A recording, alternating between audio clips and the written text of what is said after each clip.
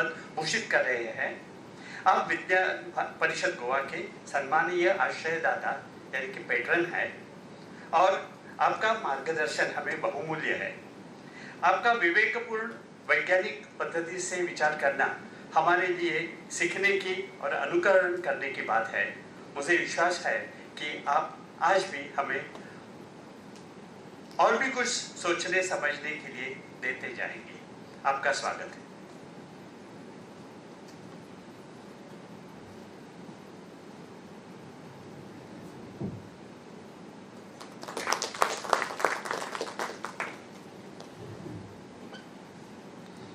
श्री वेंकट दुर्गा प्रसाद जी इस संस्थान के प्रमुख हैं तथा आज के शुभारंभ कार्यक्रम के सहनियोजक हैं। आपकी सहायता से आज का समारंभ हो रहा है। मैं आपका स्वागत करता हूं।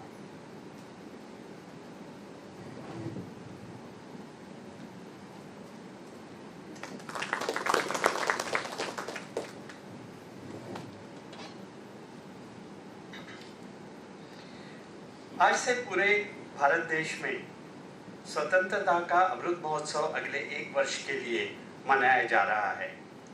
हम सभी को दांडी यात्रा, भारत छोड़ो आंदोलन, आजाद हिंद फौज का निर्माण, क्रांतिकारकों का बलिदान, इनका देश की स्वतंत्रता के प्राप्ति में महत्व अवगत है। किंतु स्वतंत्रता प्राप्त करने की प्रक्रिया, इस प्रक्रिया में वैज्ञानिकों ने कैसा योगदान दिया था, इसके बारे में बहुतांश नागरिकों को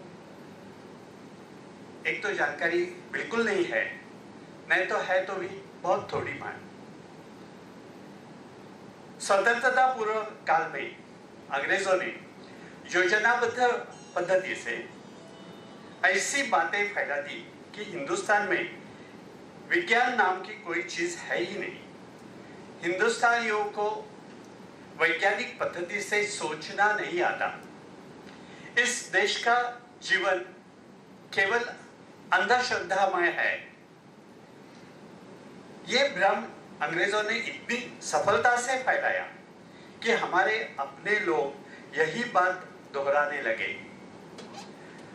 अंग्रेजों का उद्देश्य था कि हर एक क्षेत्र में हिंदुस्तानियों को अपना आत्मविश्वास तथा आत्मबल रखना नहीं चाहिए, वो पूरा नष्ट करना चाहिए ताकि यहाँ की प्रजा उनकी गुलामी स्वीकार करे। ऐसे अंधकारमय स्थिति में जगदीश चंद्र बसु, प्रफुल्ल चंद्र राय, सत्येंद्र नाथ बसु, चंद्रशेखर वेंकटरमण ऐसे अनन्य साधारण प्रतिभाशाली वैज्ञानिकों ने आधुनिक विज्ञान के क्षेत्र में अपने देश का नाम ऊंचा कर दिया। इन सबका संशोधन कार्य अपने ही देश की प्रयोगशाला में स्वयं बनाए हुए उपकरणों के माध्यम से सफल हुआ था। इसके साथ हमारे देशवासियों का आत्मविश्वास फिर से पुनः प्रस्थापित होने लगा। महेंद्रलाल सरकार, जगदीश चंद्र बसु, जमशेदजी टाटा, पंडित मदन मोहन मालवीय, शंकर पुरुषोत्तम आघारकर, ऐसे बहुत सारे लोगों ने अथक प्रयास करके Indian Association for Culture of Sciences, Bose Institute, Indian Institute of Science, Banaras Hindu विश्वविद्यालय, Maharashtra Academy for Culture of Sciences, ऐसी अनेक वैज्ञानिक संस्थाएं बना दी, खड़ी कर दी, उनकी चौपासना कर। विज्ञान भारती के सभी इकाइयों, यानी कि इसमें विज्ञान परिषद गोवा के भी शामिल है, तो विज्ञान भारती के सभी इकाइयों का यह प्रयास होगा पूरे वर्ष में कि समाज में विशेष करके छात्रों तक ये जानकारी पहुंच जाए कि स्वतंत्रता संग्राम में उस काल के वैज्ञानिकों ने अलग और महत्वपूर्ण योगदान दिया था। दूसरा, परंतु उतना ही विशेष उद्देश्य ऐसा है कि आज के वैज्ञानिक जो अधिकाधिक अनुदान तथा विदेशी संसाधनों पर आवश्यकता से अधिक अवलंबित हो रहे हैं, उनके विचारों में योग्य परिवर्तन हो जाए। साध्य परिस्थिति में हम देख रहे हैं कि चीन अपने तकनीकी श्रेष्ठता के आधार पर सारे जगत को नचा रहा है। हमारे लिए यह भी एक परतंत्रता ही है। अब तो स्वतंत्रता के लिए आत्मनिर्भर होना देश के लिए और भी आवश्यक है। अंततः मेरा ये नम्र तथा आग्रहपूर्वक निवेदन है कि प्रोफेसर मिश्र जी तथा डॉक्टर शेट्टी जी हमें जो संदेश देने वाले हैं, उस संदेश को ग्रहण करें, उस पर चिंतन करें और समाज में उसका प्रसारण करें। जय हिंद, जय विज्ञान।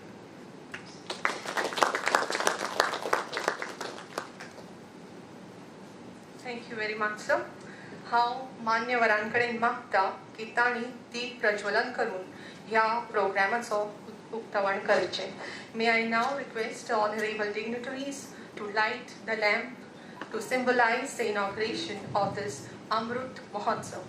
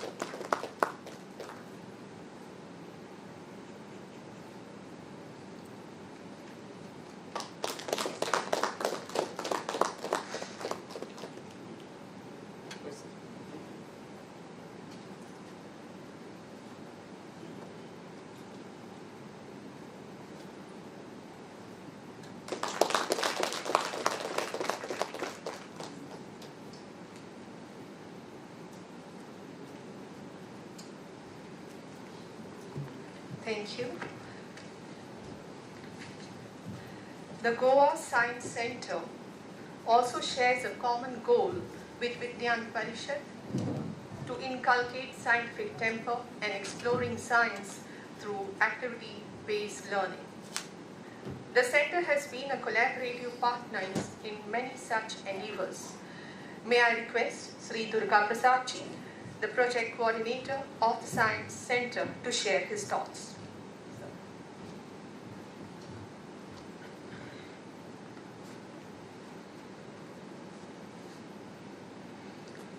Good evening, respected dignitaries on the dais, Professor Mishra ji, Dr. Shetty ji, Subhas Korsha ji, Professor, and many distinguished personalities sitting in the audience.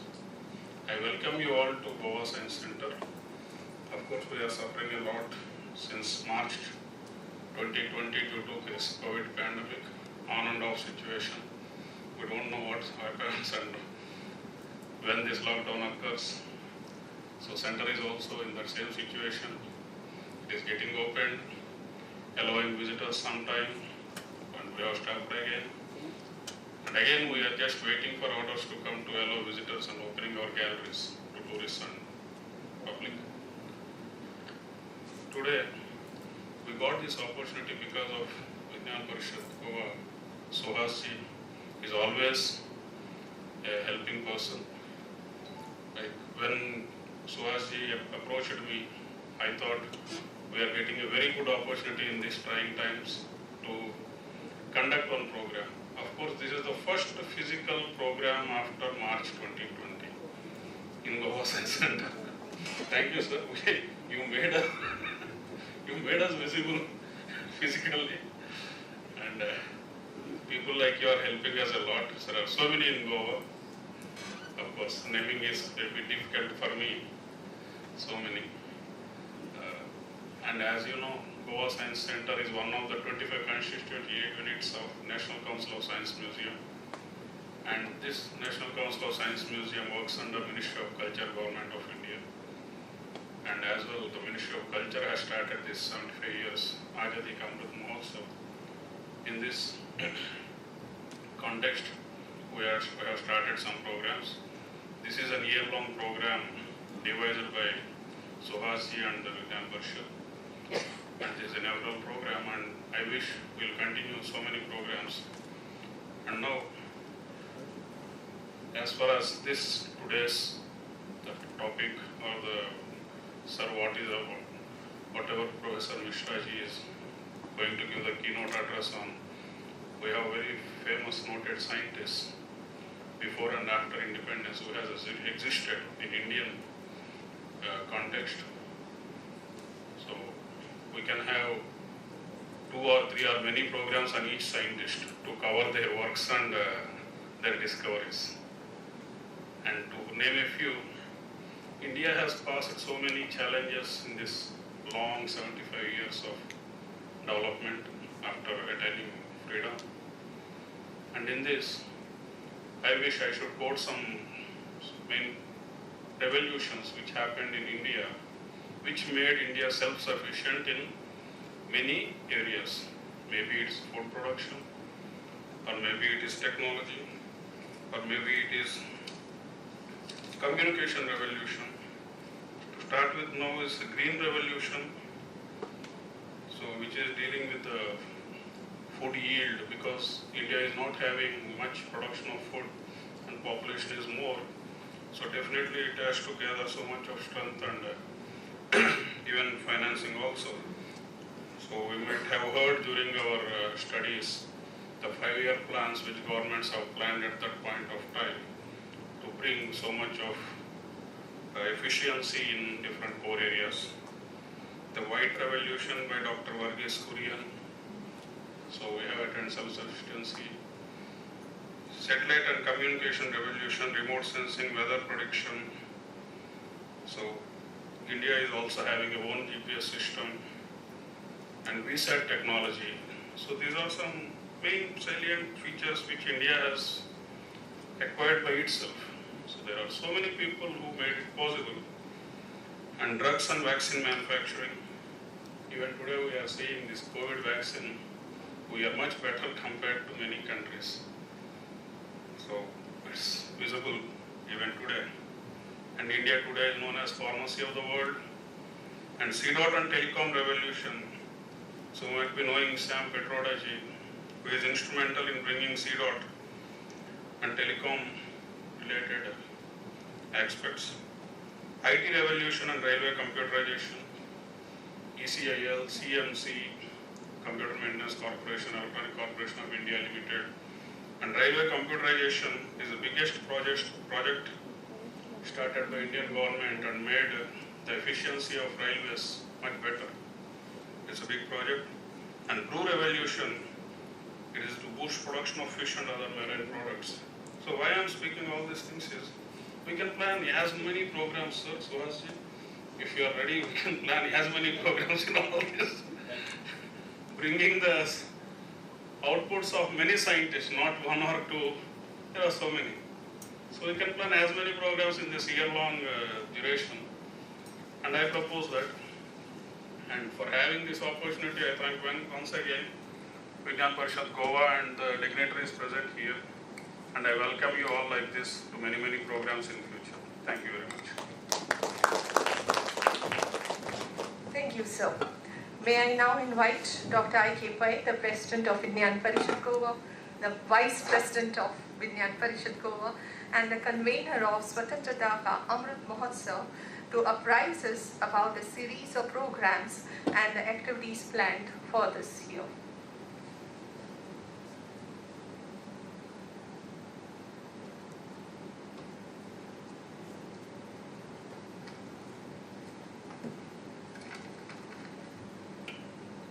Respected dignitaries on the dais, off the dais, hearty greetings of 75th Swatantrata Mahotsav to you all.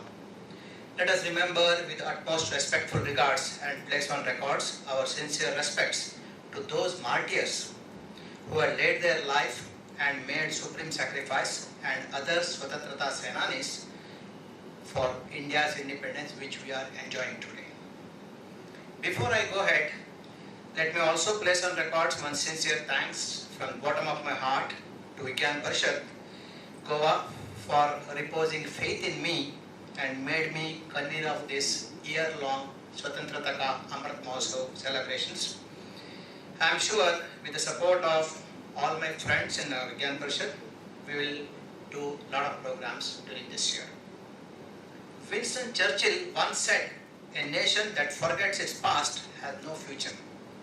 So it's very important for us to remember the past so that we can guide for the future.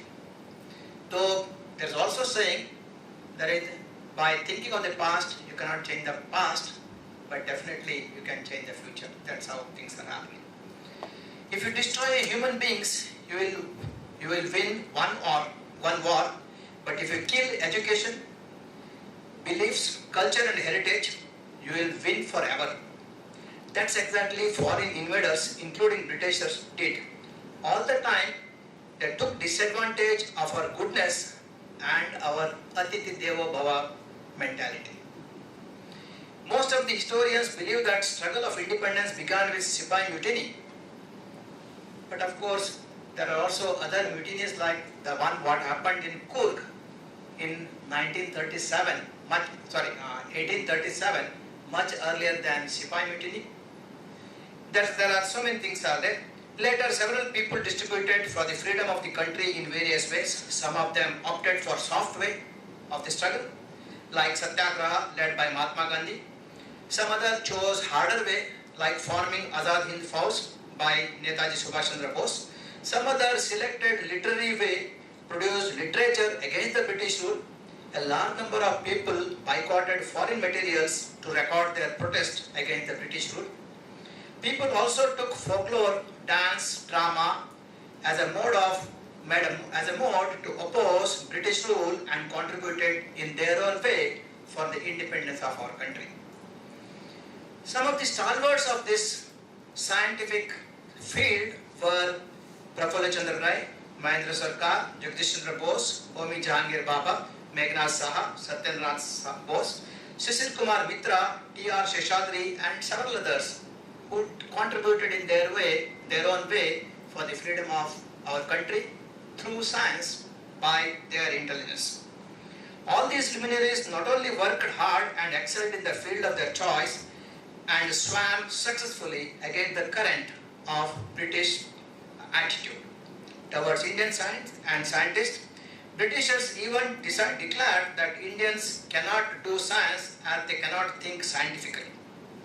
The fact is that despite British neglect, partisan attitude and bulldozing Indian science and scientists during this period, Sir C.V. Raman became the first Asian to be awarded Nobel Prize in Physics. Similarly is the case with the founding member of IISc, Raman Research Lab, Indian Agriculture Research Institute, Pusa, Bihar, Banaras Hindu University, University of Mysore. Here I am not mentioning ancient scientists and scientific contributions. For example, Aryabhatta, considered as the father of astronomy, Varamira, father of astrology, Charaka, father of surgery, Shushruta, first physician, Chanakya, first economist, Rishi Kanad, first atomic energy expert.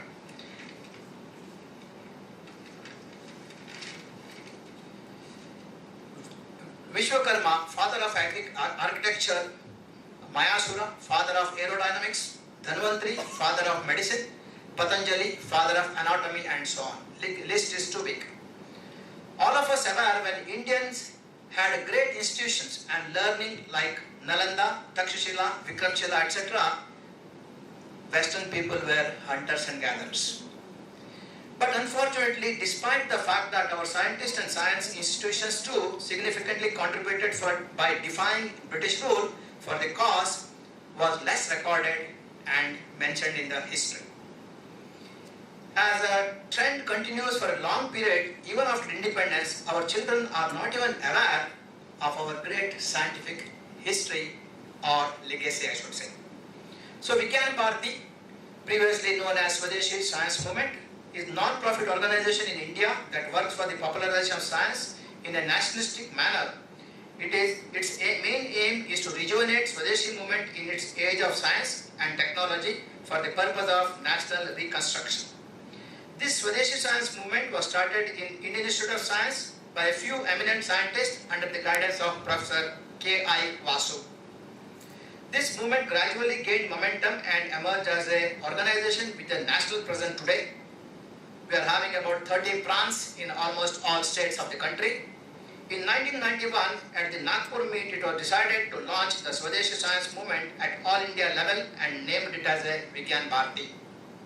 Today, Vibha, Vidyan Bharati is popularly known as Vibha also, conducts several programs such as Scientific Film Festival, Vidyan, promotion of Ayurveda and other traditional Indian sciences.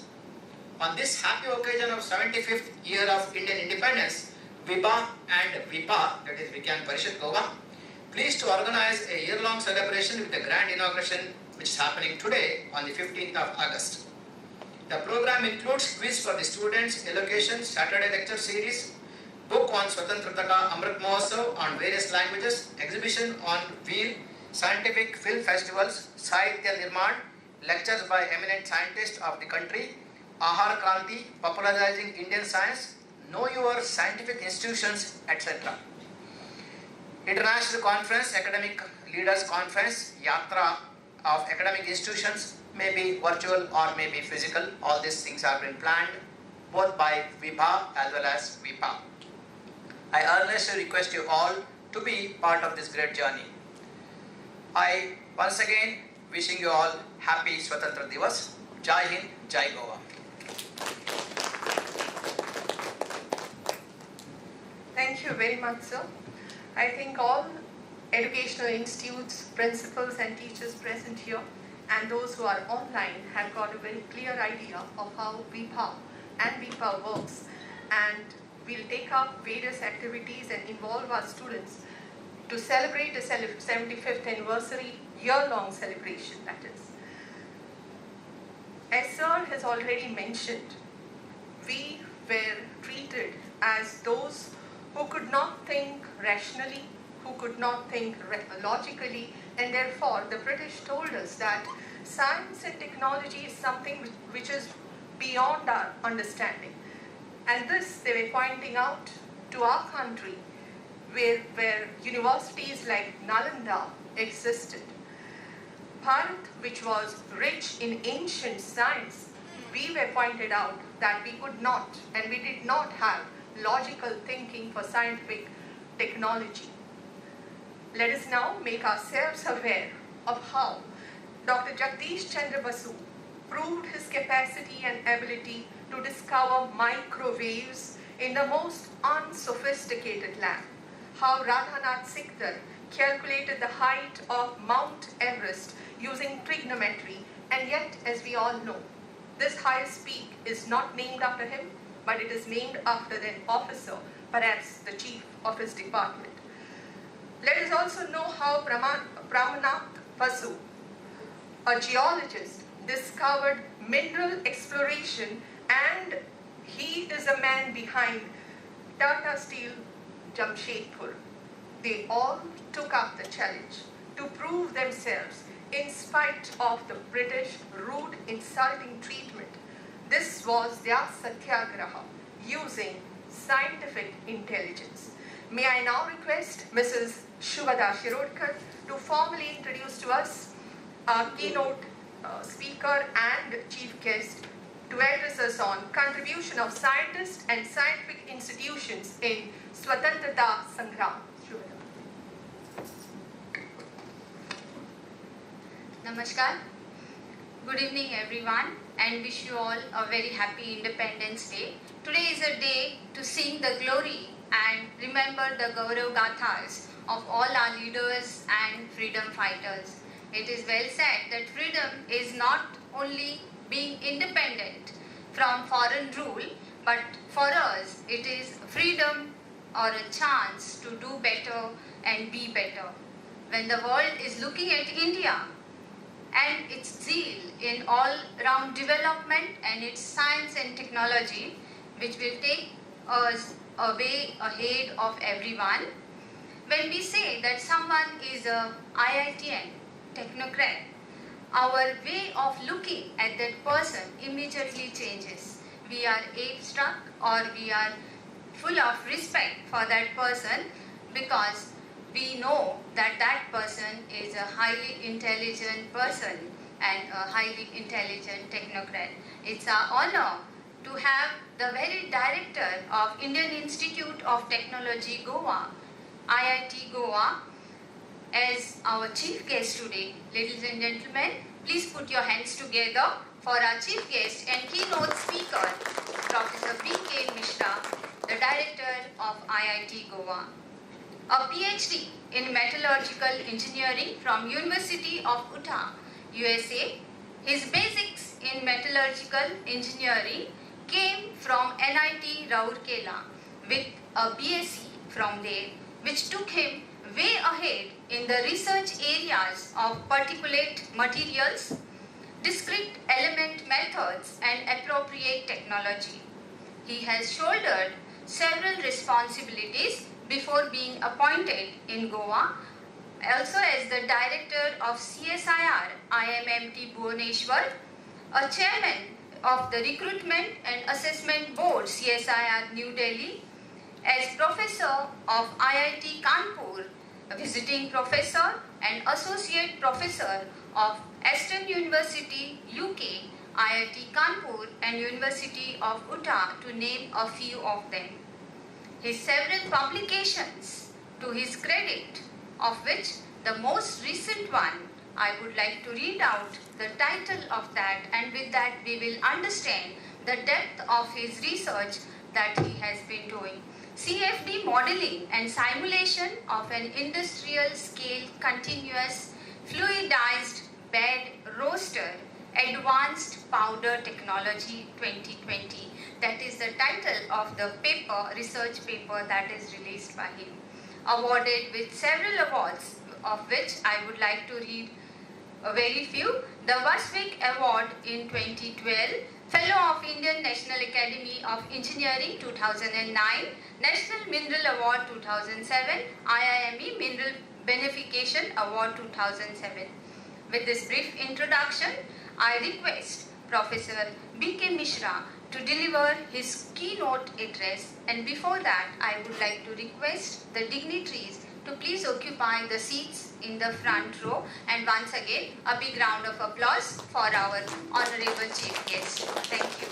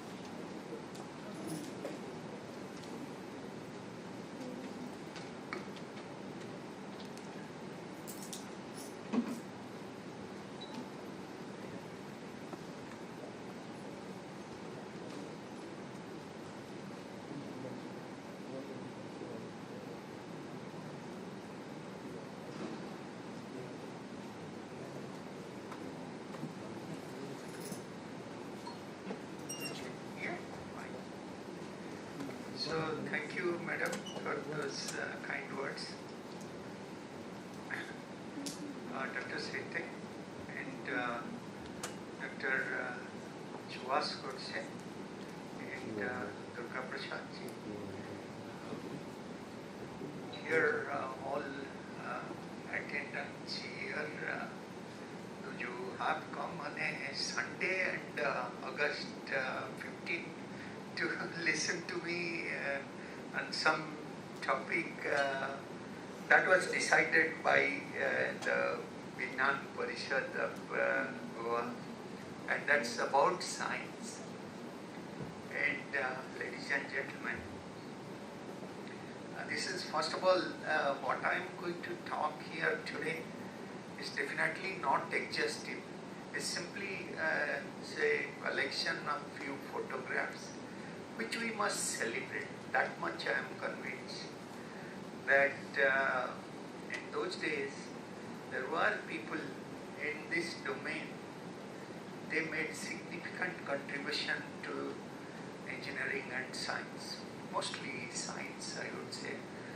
A good speaker would have been Dr. Shetty on this because it's his domain.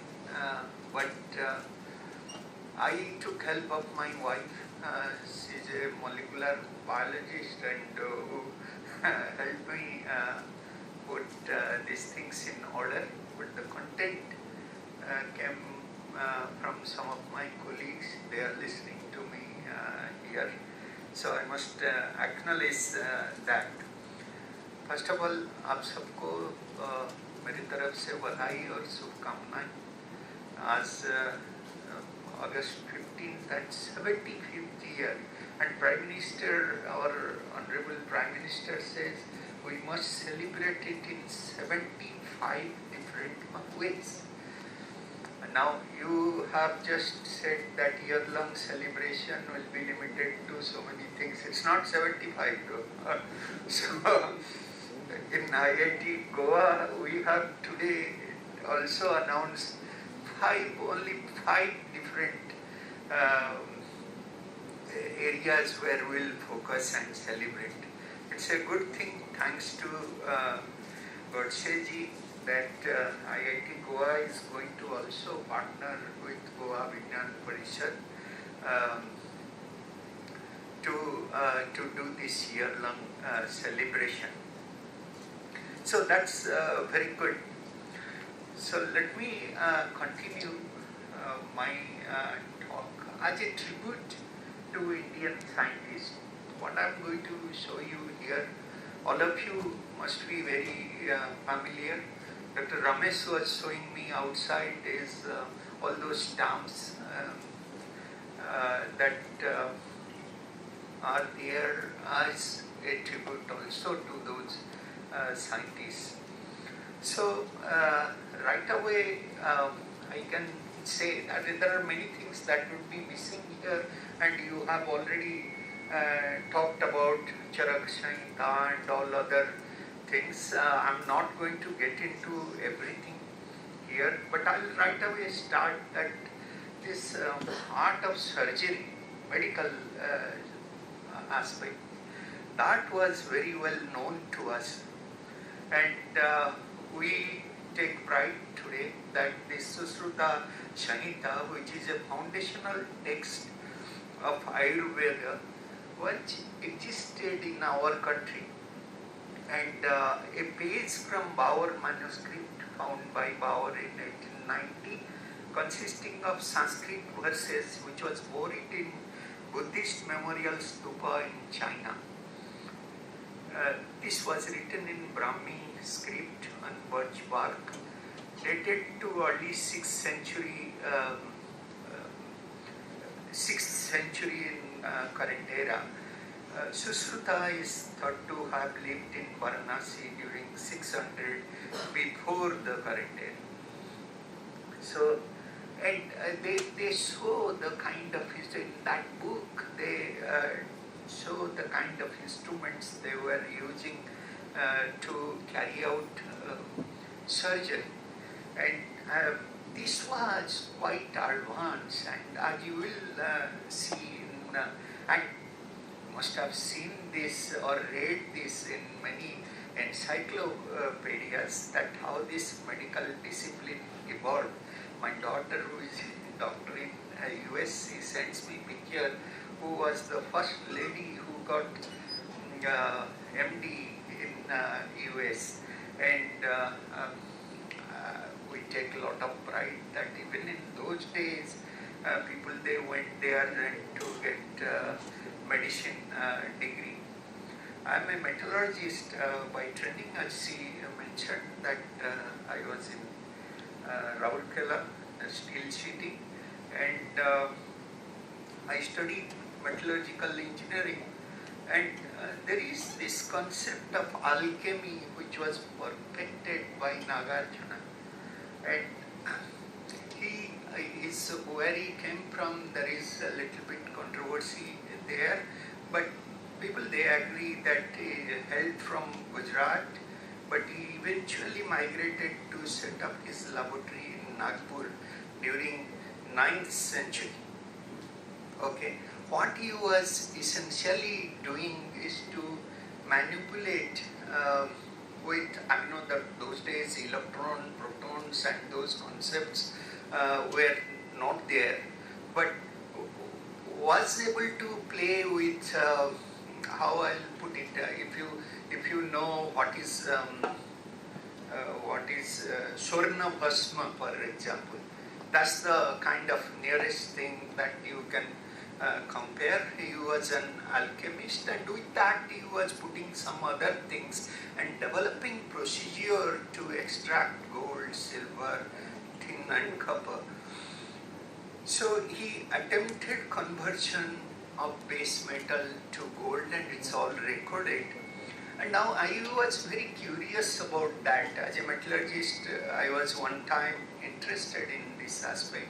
And when I was studying, that there was a time in India that China had stopped, that time exporting rare earth elements. Rare earth elements are required in all our modern gadget. For example, mobile phone, which requires about 75 elements, and in that rare earth elements are required. You don't need a lot, but you need a little, but that little is required. And we make, it's not that we don't make, but we rely on China. Countries like Japan, Korea, they rely on China to get these rare earth elements and to use them in different modern gadgets. So when this curve was in place, all countries, including United States of America those days, they tried to work with rare earth mining once again. It was stopped because of environmental reasons again. So that time, Niti Aayog also started, brainstorming this idea of making rare earths in India from sources that will not create environmental problems. Okay, we do have, but we have, those are nuclear elements also associated with that. The place where I come from, it's there. There are Indian rare earths there. That organization is existing there. But we wanted to look at rare earth carbonates.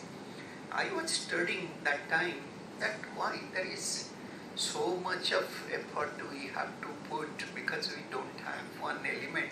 Can't we do alchemy? It's little bit, and we can play with it like the way Nagarjuna did perhaps Swarnabhasma and stuff like that, and to that put different things and play with it. We can perhaps look at affordable elements, like say iron, for example. It's very easy to get everywhere, it is available. Goa, Odisha, Karnataka, and all everywhere.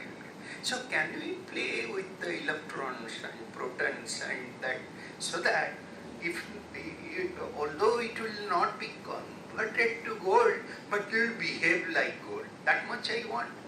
If the element behaves like rare earth, then perhaps my job is done. So when I was going through literature, you will be surprised that in 2012, this article that's there, at no place, I found that in as good a university as Princeton, where this work was going on, turning iron into platinum. Okay, this idea came to me, and I was talking to my colleagues, and lo and behold, it was there in somewhere there that in another university, a top university, Ivy League university, they are doing this. Those of you interested in trying to find out more about this, you can get additional information from available literature. Now, when we talk about Indian heritage, India perhaps is the first country to have produced zinc. Okay, it was extracted during 4th to 3rd century before the current era. In India, copper smelting started in the mining area of Singhu around 1100, again before current era. By 1100, iron use was known, and in particular in South India. So that Nagarjuna's extraction technique was taken to an extent that one could invest money and commercialize these things, and they were indeed doing that. And one good example that so many people were involved is that of Delhi Iron Pillar, and some of the iron that you see in Konark Temple and in other places, these are more or less in the same family, I would put it, and they don't corrode. And Indian wood steel, even 300 years before current era, was held in very high regard. So those days, although I cannot pinpoint a scientist other than Nagarjuna and others, this knowledge was existing. There were people involved in understanding what really happens when iron corrodes, or what is its byproduct and how to eliminate that, what kind of process. So the kind of questions that we are asking today, those questions were asked then, and the products were. So we knew a lot that time, but as recent as at the time transition during that era, for example, during 1920 or 1930, something like that, we had different knowledge. Today, if you, after election, if you switch on your TV, you will find these sample surveys going on in every channel. Okay, they will say that this party will win the election, or that party, or you will win the election, the other person. How do they know? And is it possible in a country like ours, with so many people, billion people, and so many eligible voters are there? How am I going to predict? So today, that's perfected. I'm not talking about what's happening today. So I'm talking about 1940s. So if you go to before current era, that knowledge I just now showed, but in this around 1940s, in our independence time.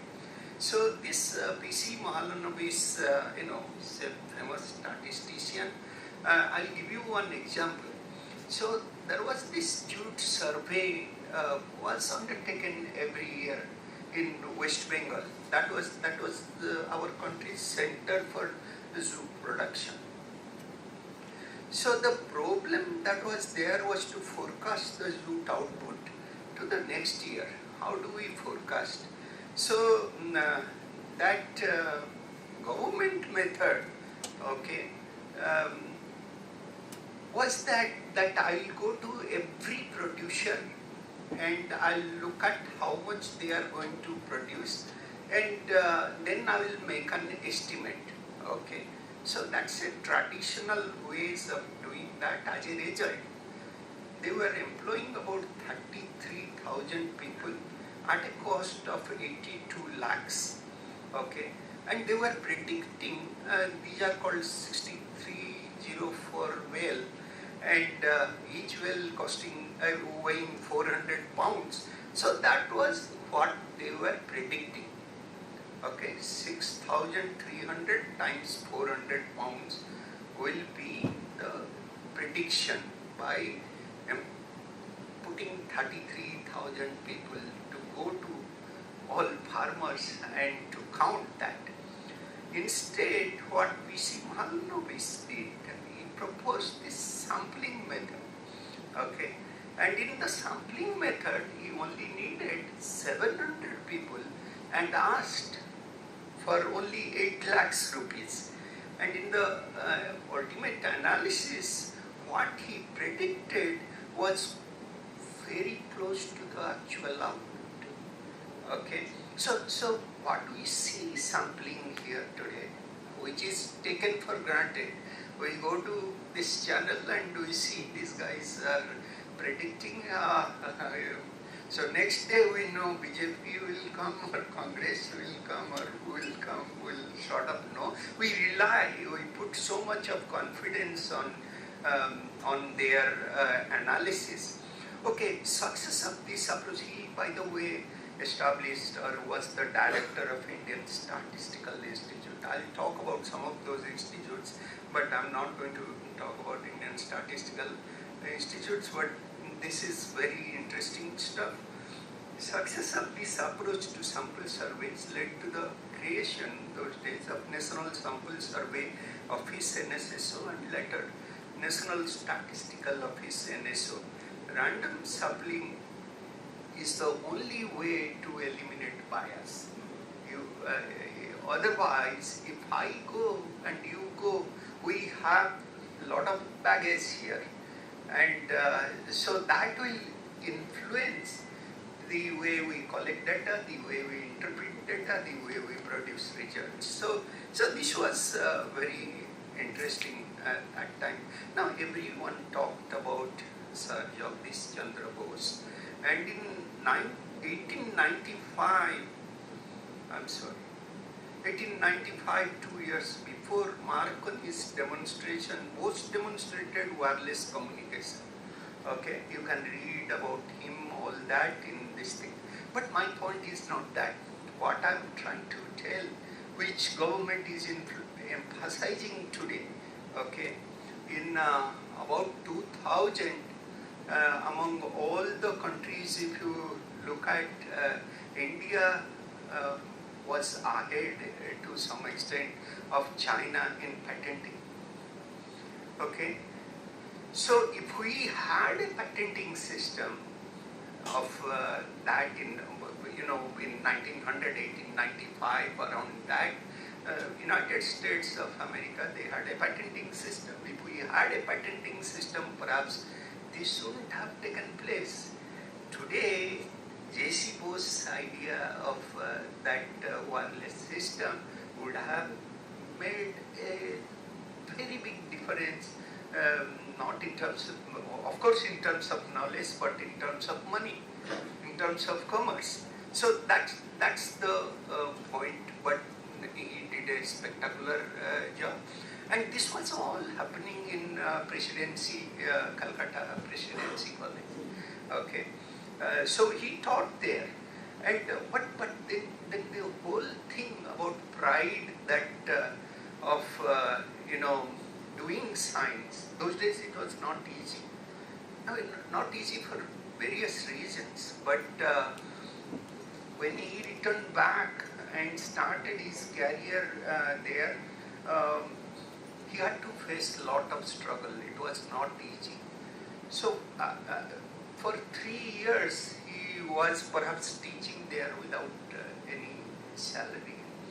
And when they came to know that yes, he's as good as his peers that time, so full salary was paid. So the point is, even if you are good in British era, you are shown to look mediocre. So that was, they strategized that, and that was the thing. But he trained other brilliant people, and that time, as I was saying, it was all happening. And these names are, for example, Meghnad Saha and Satyendranath Bose. Meghnad Saha, see, one thing is that you are well off, you can afford that education. Country was very poor, and he came from a very poor background.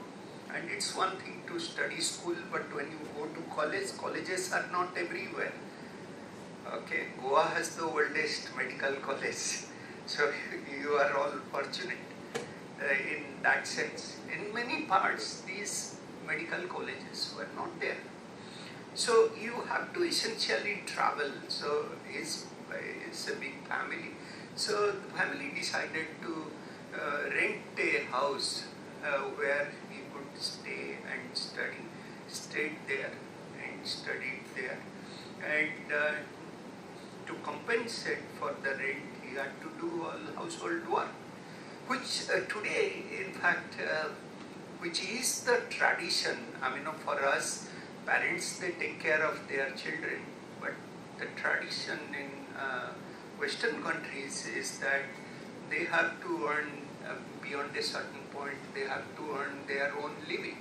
So I had friends, those who started their education with me, and in between they took a break and went for menial job. I have seen that, going to canteen and washing dishes and all that. Why are you doing? Now I'm making money for next semester. Okay. Now taking a break was not allowed, but with the new education policy 2020 now, you'll be happy to know that that provision is there. Government is bringing that policy back. It's going to help so many people in many different ways. I can narrate those stories where people, they couldn't continue, okay, and then they had no choice. Okay, my wife suffered and I suffered because of that, and so that's a different story. Some other time. Then, of course, this brilliance and this confidence in our scientists is reflected in J.C. Bose, this thing. First of all, he did that, all of you know, Bose-Einstein statistics came from his work. And he spent time in Paris with big people like Madame Curie, Louis de Broglie, and all that. Later, he went to Berlin also, met Einstein. But interestingly, his work, what he wanted to publish, which was an outcome of a classroom teaching, was kind of declined by Philosophical Magazine. So he was so disappointed. He sent a polite letter to Einstein saying that this magazine in Germany is very good, but I don't know how to write in German language. Therefore, would you take the trouble in translating this and helping me get it published? And he obliged. Now, I cannot write like that, or it requires that much of confidence in your work. Okay, and that was acknowledged, in fact. So those days, those were the scientists, and of course this number 1729. Those of you who are not familiar with this, I'll recommend this movie, The Man Who Knew Infinity. It's a very good movie and award-winning movie. And if you want to know more about Ramanujan, you can try to find out that even when he was hospitalized, when his mentor and his collaborator Hardy comes to see him, and he was saying that 1729 perhaps is not a favorable omen number-wise, okay.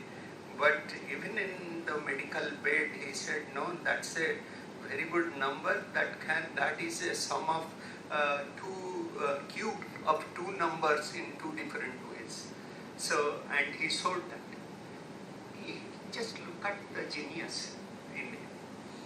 Okay, just even the hospital is doing that. He came back to return back to Chennai, and at that time, if I recall the kind of problems, medical problems I had, it was not properly diagnosed, and it was kind of caused due to bacteria, not so much got to do with any other things.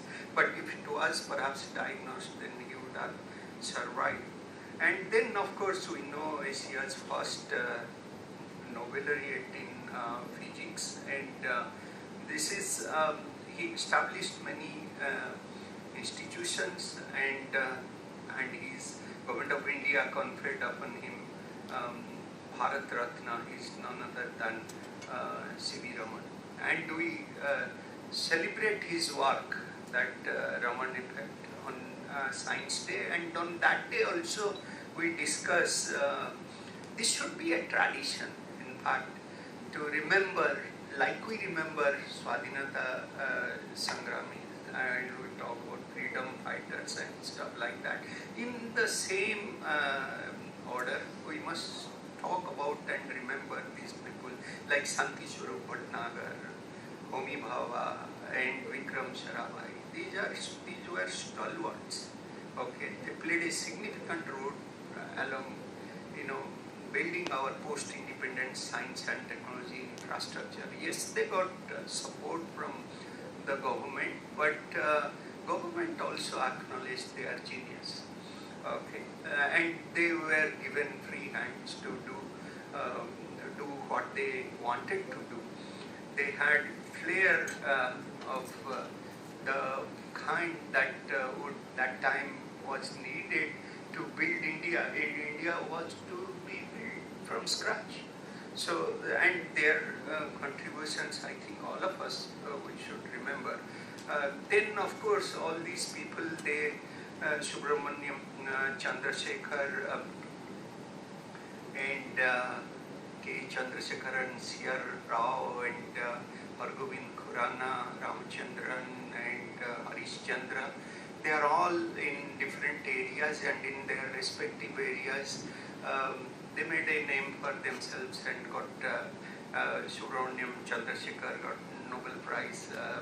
So I was very fortunate. There was one time I was working on a problem, and my advisor gave me a book which was written by him on random walks. So we are trying to solve a differential equation by through random walks, and maybe after I returned back to India after so many years, I again started the same thing and published that work. So this was very interesting, and Chandrasekhar was a founding professor at TFRI. C.R. Rao is still there, I think, at Penn State. Hargobind Khurana came to India and couldn't find a job, and he went back. So that's even if we had right kind of infrastructure, we would have attracted more people. If we are attracting, let's say, 40 people from US, those who are reverse brain, what you call, out of 100, that number is one order of magnitude higher in China. They have different schemes. I mean, we have also different schemes here. We get people from abroad on different schemes, but not that big a number, like the way people, they come from China.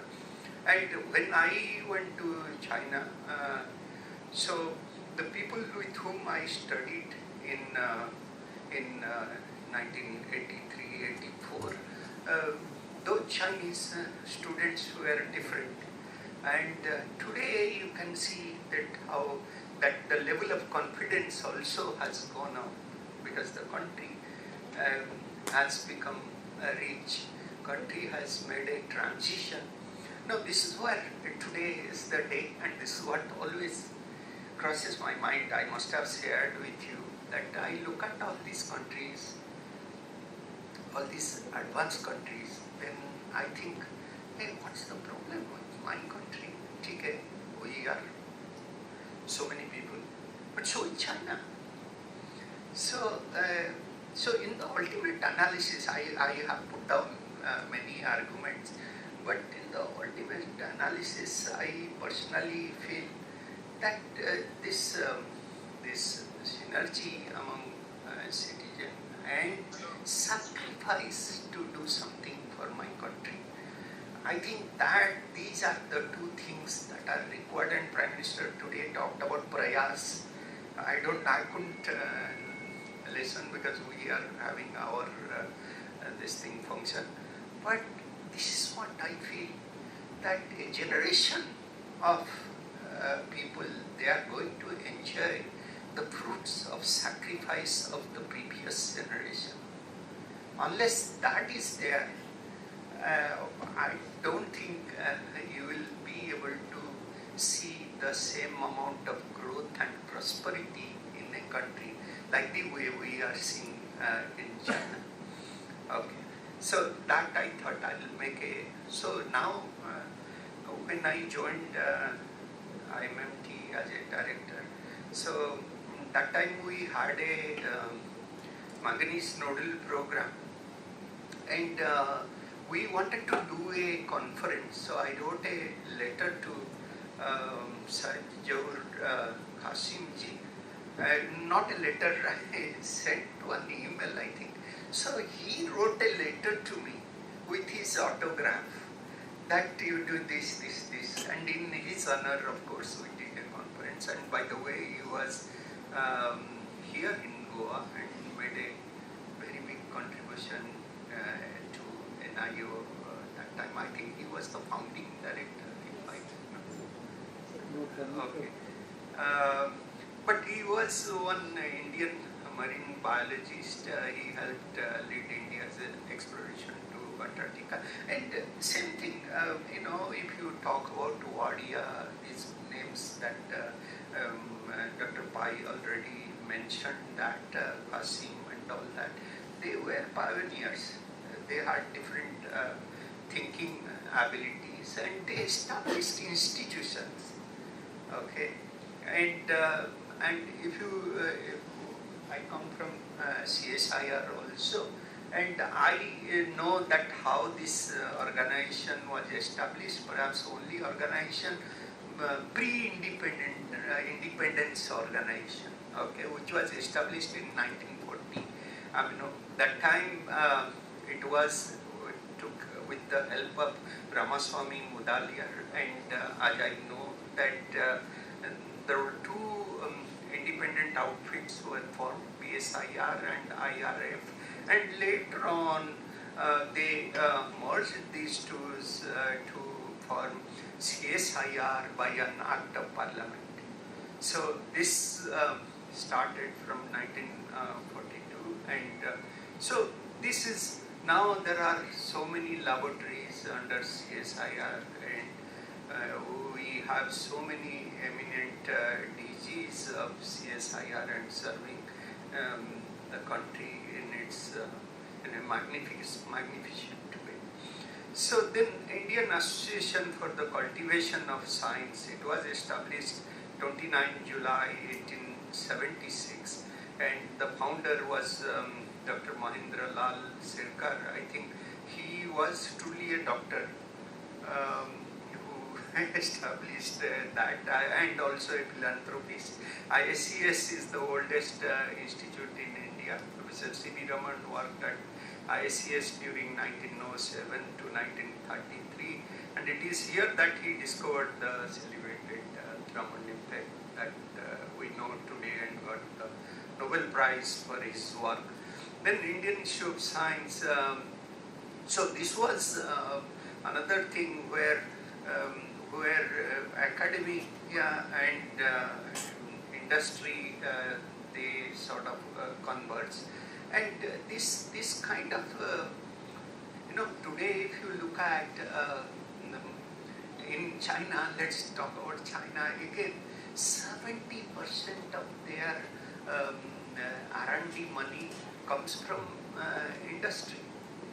Okay, India also it comes, not that everything government gives. We get funding from different industries, but I think that level is 50% of that. So, but this interaction between, he was inspired by one convocation lecture in Bombay, and then had a chance to discuss with Swami Vivekananda, and then he put the necessary funds to establish Indian Institute of Science, and rest is history. And then this Bose Institute, Jagdish Chandra Bose was the founder, and this institute is again 1858. Sorry, it was on his 60th birthday, 1917. It was dedicated to the nation, and this particular institute has a theme song. I think if you haven't had a chance to listen to that, please do. And this, the Voice of Light, this is written by Rabindranath Tagore, and the magnificent speech, The Voice of Light. So, and these institutes are today doing a wonderful job in science and technology, and this is another example, Tata Institute of Fundamental Research, and many of those mathematician and physicists turned mathematician and vice versa, they have all those big names. You will see it here, and here this is again something which came from Tata Trust, and TIFR was founded in 1945. The institute initially operated within the campus of Indian Institute of Science, Bangalore, before relocating to where it is now in Bombay. Now, I'd like to take a moment and draw your attention to, this was COVID time, and so many people got affected, and so many people whom we adore, they are no more.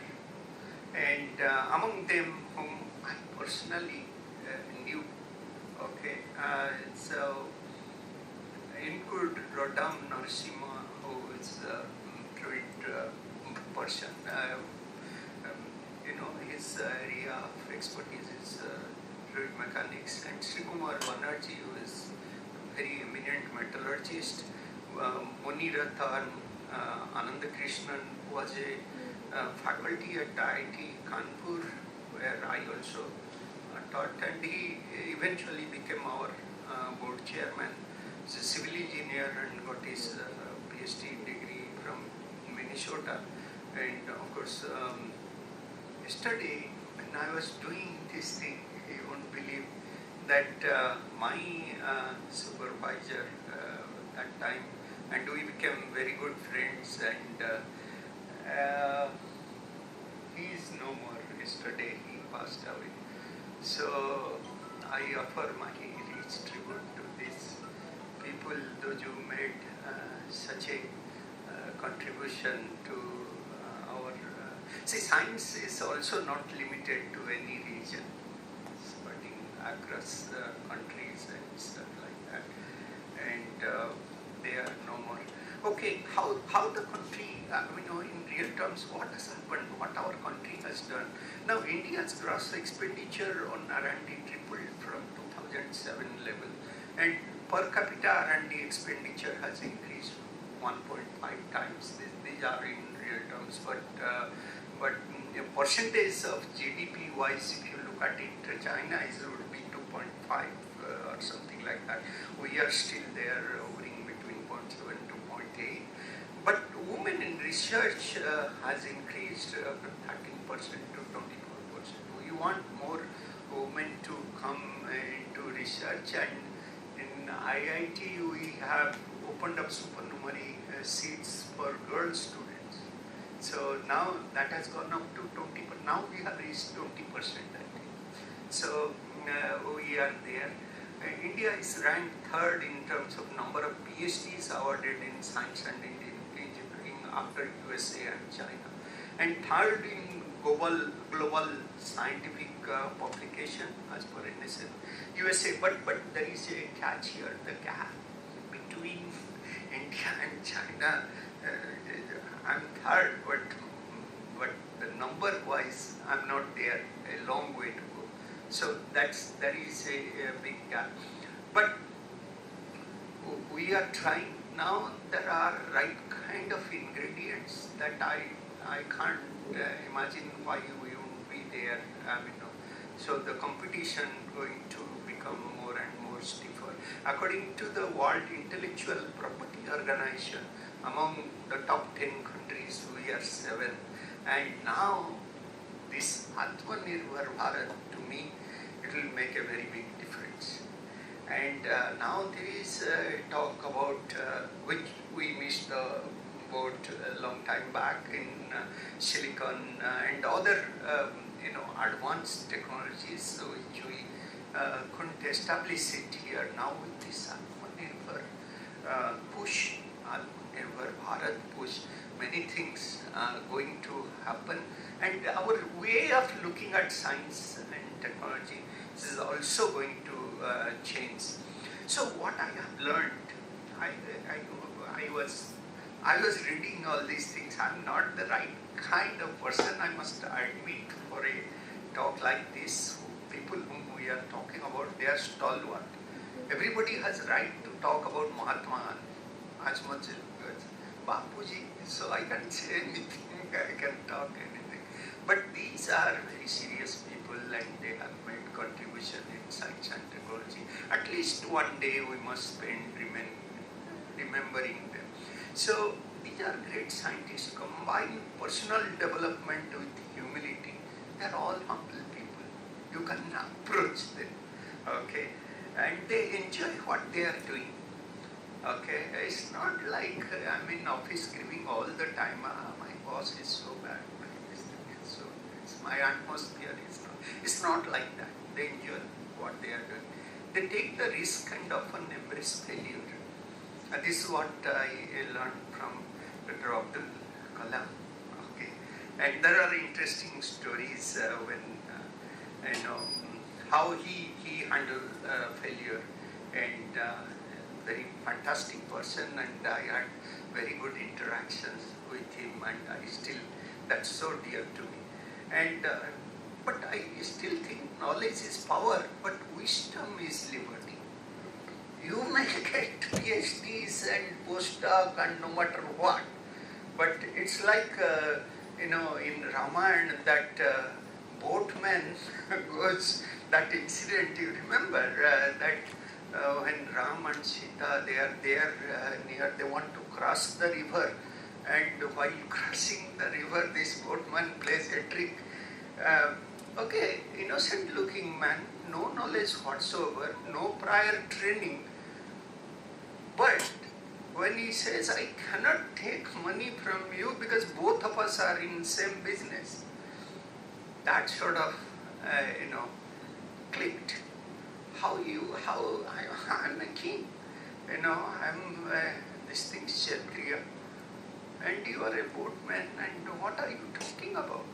And then what the answer that he gave, he became so dear to Lord Ram that you see, I ferry people from this end to that end, but as the Lord, you ferry people from this abode to heavenly abode there. So that was really that answer that he gave to Lord Ram showed the kind of wisdom that is required for liberty. It's not the education or your knowledge or something like that. I'll stop it here. I'm crossing your time. So I wish you all on such an auspicious day here, 75th Independence Day. And thank you for taking the trouble coming here and listening to me on holiday. Okay, thank you.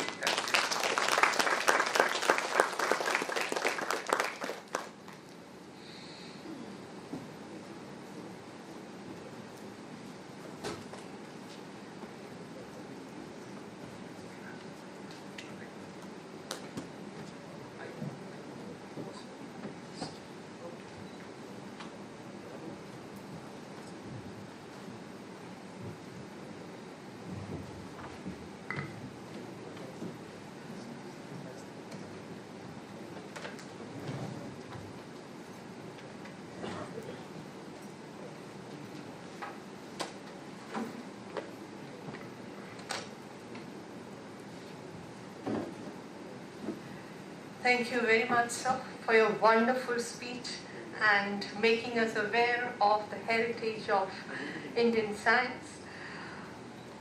Yes, we should remember these stalwarts, as important as all the freedom fighters we had.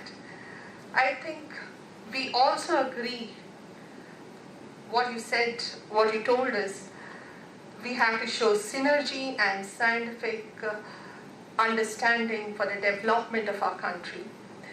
I also feel that the way that you explained to us with all the photographs of the scientist, it reminds me of our textbooks in school, and I wish we could have something like this in our textbooks in schools, talking to us about the scientists who worked for the Indian struggle or who are still with us. It also reminds me of course you did mention, the scientists are very, very humble, are very, very down to earth. And the thought of Dr. APJ Abdul Kalam flashed into my mind. Salutation to all these stalwarts who have helped us grow and are still helping us. May I now invite Dr. Satish Shetye, patron, Vidyan Parishad Goa, former VC, Goa University, and a former director of NIO, to give us the concluding remarks.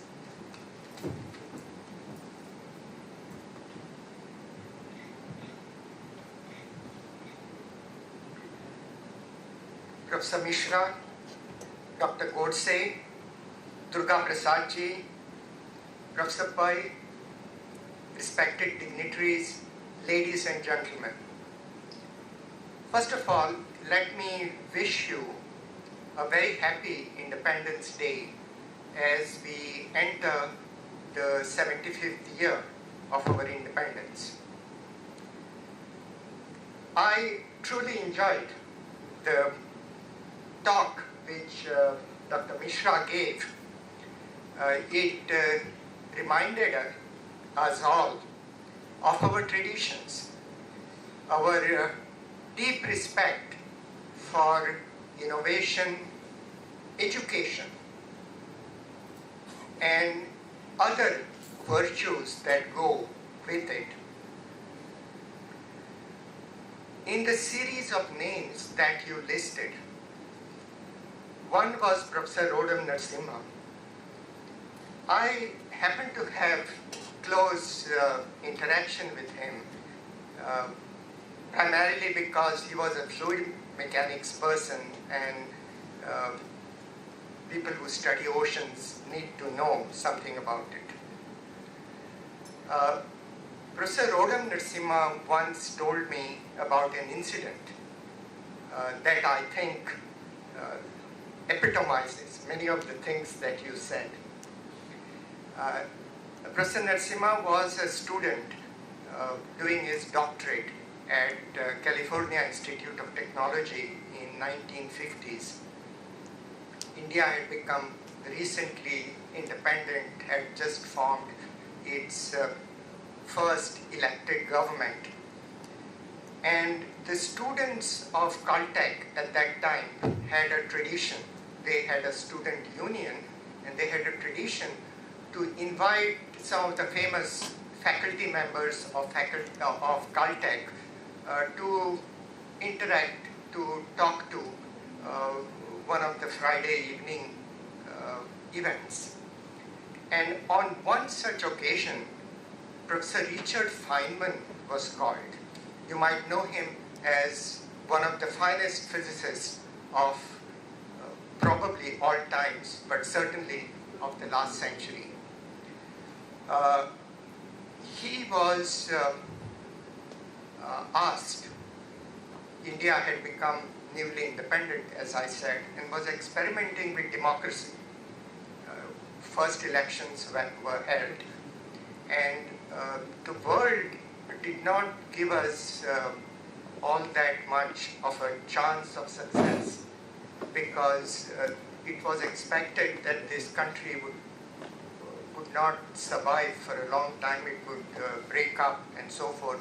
So that was on everybody's mind when they asked Professor Professor Feynman about what he thought of the future of India.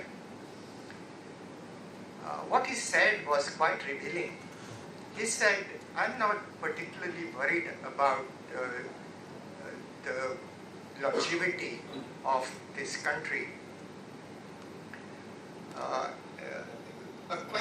Kind of surprised the students as to on what basis he said that, and he explained the basis.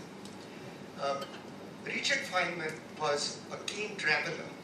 He used to go up and down American continent, south, north, and so forth. And one of the countries that he used to visit is the Caribbeans. And there is a large population of Indians who were carried there as cane, as workers on cane farms, sugar cane farms. They were known as Girmitias, as I learned subsequently. And there is a sizable population that lives there. And Richard Feynman talked about his interaction with them. He said in these Caribbeans there is a tradition. The tradition is that on Friday evenings you block roads and the whole street turns into a party place. And so that is the tradition. Everybody does that. He was also a keen observer, Richard Feynman. So he noticed that there are certain streets where such a thing does not happen. So keen as he was, he tried to find out why. And he found that these sugarcane workers who came from India lived in those areas where there were no parties. So he went there and asked them, how is it that you are not participating in what everybody, all your neighbors are doing? And the answer which he got was this. So they said, you know, we do save money, but we want to invest it in the education of our children. We can't afford it to spend on parties. Richard Feynman's inference from that was, if people who had been brought to Caribbean 80, 100 years ago can still retain their basic value system for respect towards education, then people of that country should not be written off. That there is something in it that one must give credence to. And I think that was the spirit of your talk. As we enter the 75th year, I think we need to rededicate ourselves to those values, particularly because of the new challenge that we face now. Last 1 year has pushed the country back in terms of per capita growth and so on. But the worrisome thing is that it translates into numbers of children who are going to fall back on education. There will be many who will not be able to afford basic education. There will be many who will not get the kind of education that they could have obtained during normal times. And I think this is a challenge that people with their faith in education will need to face. This is a challenge that calls for rededication to the values that got us independence. It calls for sacrifices that we will not allow those children to get back to the times when there was education was not affordable. I think this is a challenge for organizations like Vidyan Parishad to make a special effort to help what we might have lost, what our system might have lost in the last 1 year, to get it back to where it was. I thank you very much for inviting me here and to share my views with you. I wish the Parishad all the best during the next year of your programs, and I look forward to learning more about it. Thank you. Thank you very much, sir, for your valuable suggestions. The strength of Vidyan Parishad lies in the people who are associated with it. The contributions made by such knowledgeable personalities helps to take ahead the purpose of this modern Swadeshi science movement.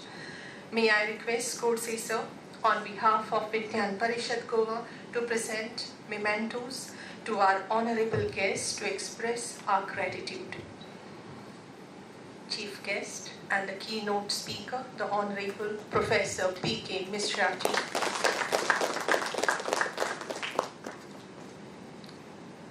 To Dr. Satish Shetye ji.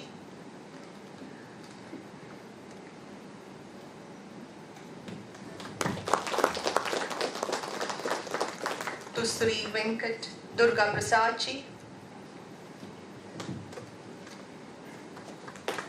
We solicit your association for developing scientific temperament in our young citizens who are students today and will be very responsible citizens of future.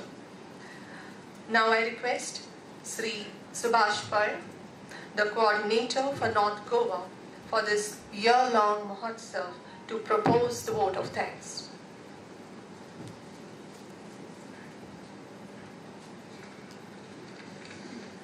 Good evening. It's a great honor and privilege to offer thanks on this occasion as we celebrate and commemorate 75 years of freedom of progressive India and its glorious history of its people, culture and achievements. We are extremely fortunate to have in our midst a person with vast experience and expertise, Professor P.K. Mishra. So your presence has added value to our organization as you have the insight to the vital link between education and industry, science and technology. Thank you, sir, for giving an insight on contribution of Indian scientists and scientific institutions in Swatantrata Bharat. We need to take this message, inspiring message from this hall to our students and society at large. We are grateful to Dr. Satish Shetye for being with us today this evening. So with your tremendous contribution in academics and research, your ideas will definitely serve as a bridge for the future. I place on record our gratitude to Dr. Venkata Durga Prasad, Project Coordinator, Goa Science Center, for his generous support in organizing this event and also for your words of wisdom. A special mention to Sri Suhas Godse, President Vidyan Parishad Goa, being the catalyst that inspired us to do our best and stand as a pillar of power. Thank you, Sayuvazi, for the melodious Saraswati Vandana and for setting up the right tone in the beginning for this event. A word of appreciation and gratitude to the media for the excellent coverage. I owe special gratitude to all my colleagues who have worked hard to ensure that this event becomes a resounding success.